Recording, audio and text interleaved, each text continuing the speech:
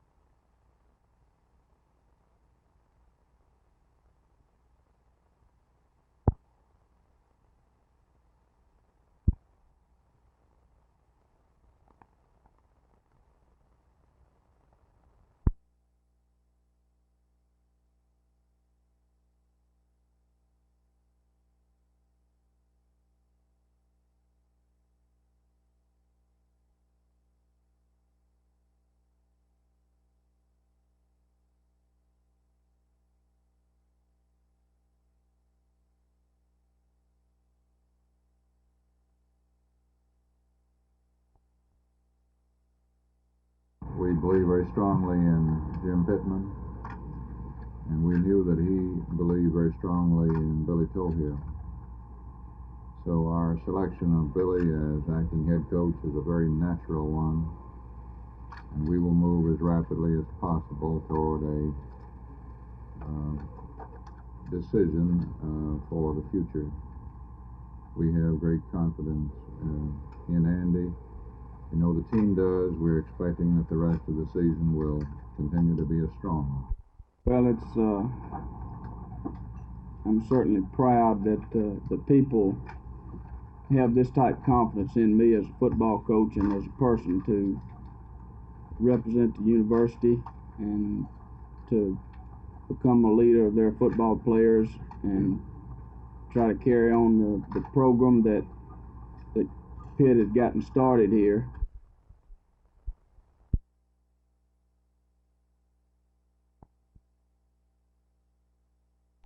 The big thing that the sign ordinance would provide would be it would do away immediately with all temporary signs, and of course it would require new advertising signs to be placed 660 feet from access freeways, and also signs would now have to be placed 300 feet from residential areas and parks, which I think is very important. I don't think that signs are necessarily good neighbors, and I think that if you can get them 300 feet from a residential area, it would be a very good thing.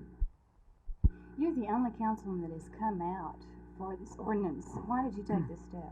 Well, I think, Judy, it's obvious. This is really the second time in the last 10 years we've talked about it, and I think it's important that we begin to start doing something now about our environment. And I also feel that that this ordinance was there was a great deal of effort and work and time that went into this ordinance. There are numerous meetings, and our Department of Urban Planning and Development has recommended it, and I think that we ought to go forward with it.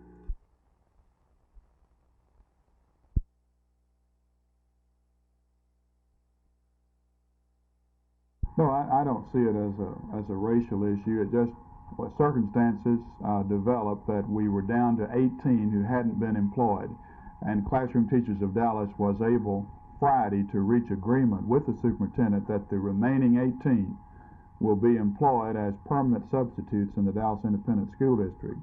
And they will draw their regular teaching salary and will be used wherever they're needed all over the school system. So they have been placed on a regular job, except it will be permanent substitute. And we think it's an excellent solution to a very difficult problem.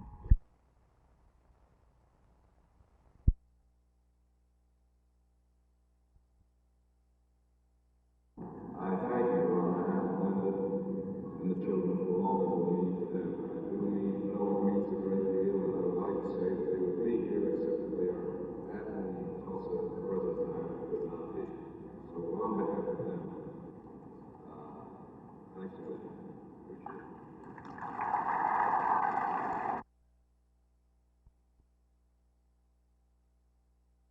The association takes the position that to pass such a strict interim ordinance would so curtail the economy of Dallas and the sign industry that it would place an economic hardship on all concerned. As I mentioned before, the association knows that there has been a proliferation of visual pollution, but to pass an ordinance that would prohibit 90% of the legal signs that the industry has been fabricating would severely damage the economy. Several members of the Plan Commission have stated that this is a holding action. What do we do for 6 months while we're holding? Do we stop our payroll and taxes? For surely no one thinks that we can continue in business with only 10% of today's volume. These are not intended to be the final regulations. It's a set of regulations that in the opinion of the Commission are minimum standards necessary to prevent the proliferation of signs becoming worse during this period of time. There is no reason to suspect that firms will change their advertising budget as a consequence of the ordinance. Thus, people will not change their total demand for goods and services. Secondly, there is not necessarily any reason to assume that the proportion of all firms' advertising expenditures on signs will change appreciably. The same informational content may be presented on aesthetically pleasing signs which are within the size and locational standards of the proposed ordinance.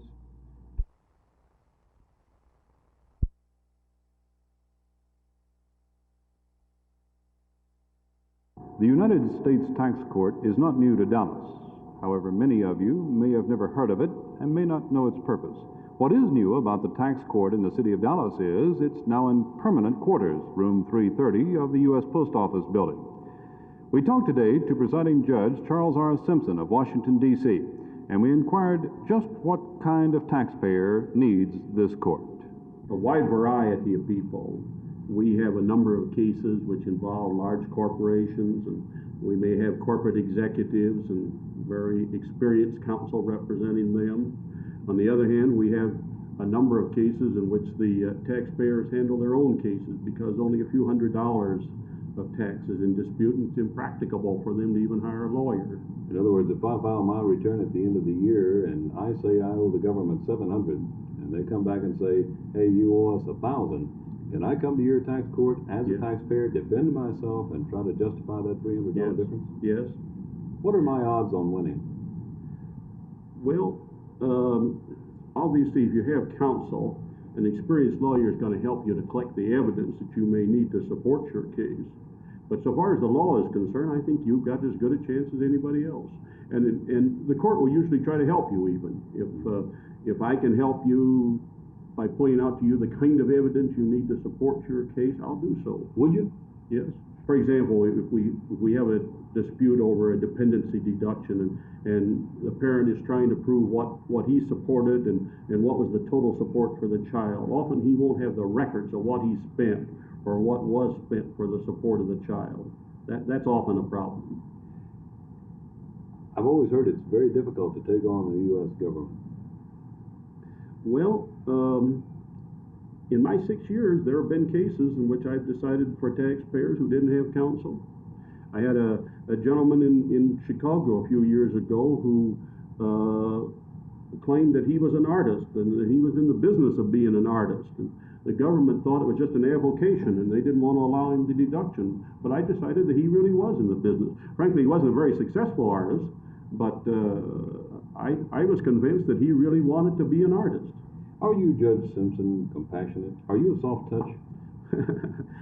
I hope I'm not a soft touch, but I hope I'm fair. Judge Simpson also told me that they convene about 3 times a year unless there is an extra heavy backlog of cases. Now, they say you can't fight City Hall and you can't sue the government. But at least if you live in the Dallas district, you can now at least try to get out of paying your income tax. At the U.S. Post Office building, this is Jim Mitchell, Channel 8 News on the Move.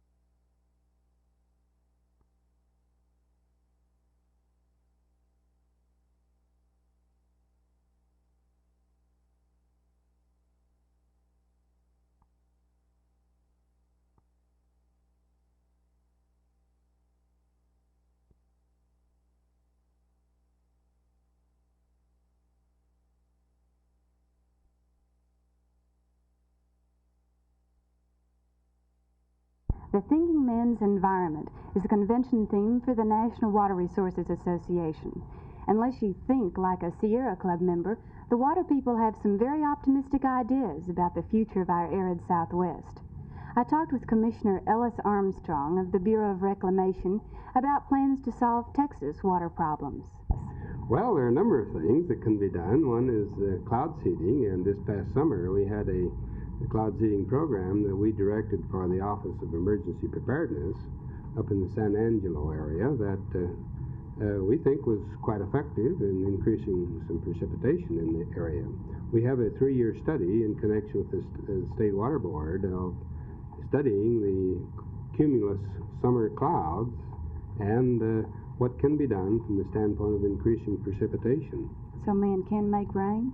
Oh, yes. Well, you see, nature is a very inefficient rainmaker. Less than 10% of the total moisture ever falls as precipitation.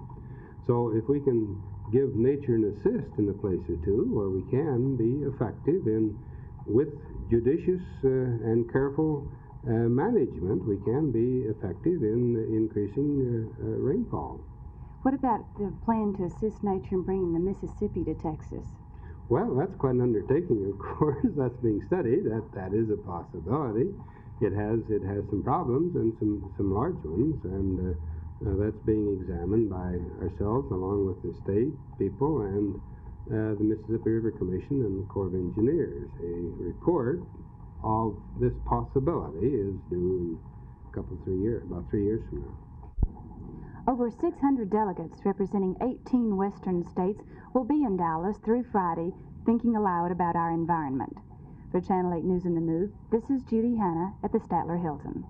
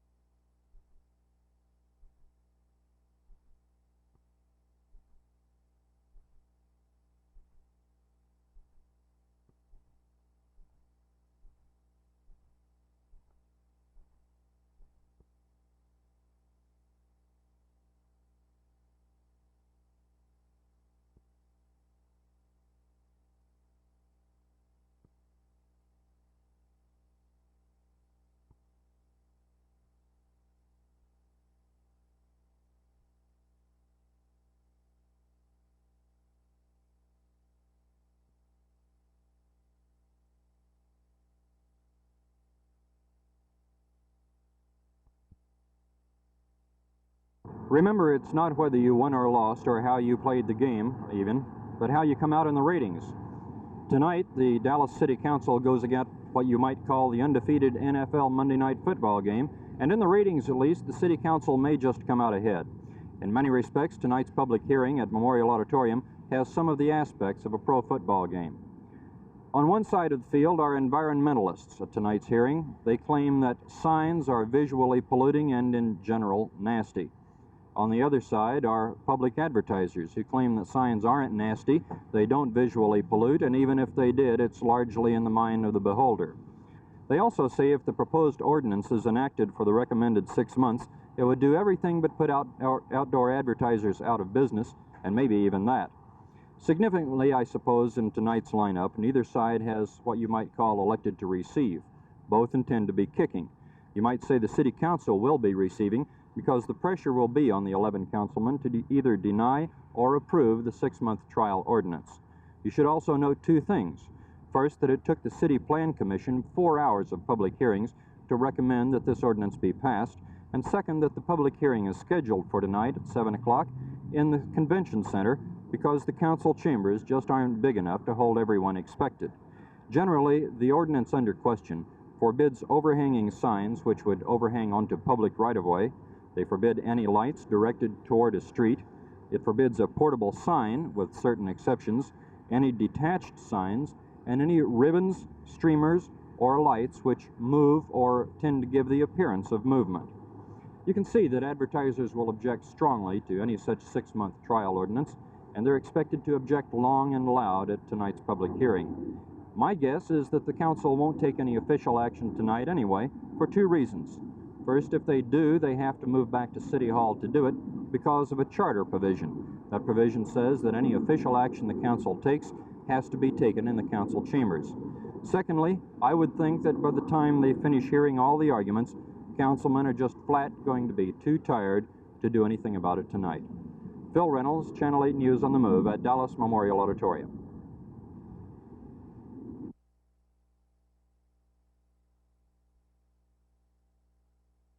Well, Congress is considering this population stabilization resolution. It's in the Senate and supported by about 40 senators already. 40 senators have agreed to serve as co-sponsors, which means that it will, without question, be adopted by the Senate either this term or at the beginning of the next one.